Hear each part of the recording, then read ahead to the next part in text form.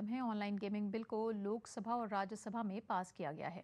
इस बिल के आने से ऑनलाइन गेमिंग में पैसे के लेन देन पर शिकंजा कसेगा। सरकार के इस फैसले को बरेली के लोगों ने काफी सराहा है।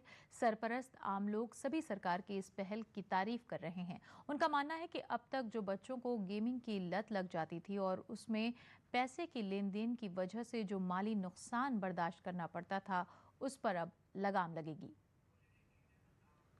सबसे पहले तो मैं आपके माध्यम से बधाई देना चाहूँगा हमारी केंद्र सरकार को और केंद्र सरकार के खास तौर पे आईटी मिनिस्टर श्री अश्विनी वैष्णव साहब को, जो भारत सरकार ने लोकसभा में ये जो बिल पास किया है जिसका नाम है promotion and regulation of online gaming bill 2025।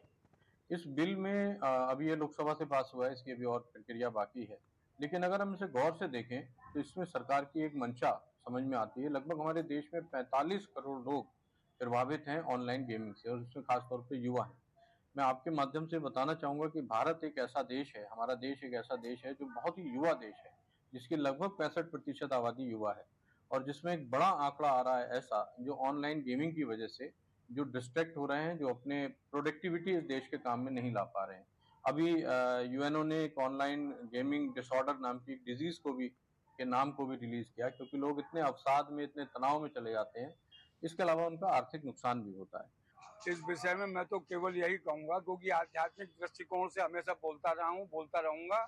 Mahabharat से सीख लिया हमारी केंद्र सरकार ने, महाभारत से सीख ली। दूसरी बात, बच्चे ही नहीं, 80-80, 90-90 साल के लोग भी सबको खेल रहे थे। देखिए, सरकार का ये निश्चित ही एक अच्छा प्रयास है, क्योंकि कहीं न कहीं एक हमारा एक बड़ा यूथ तबका, एक बड़ा युवा वर्ग जो था इन गेमों की तरफ जुड़ रहा था।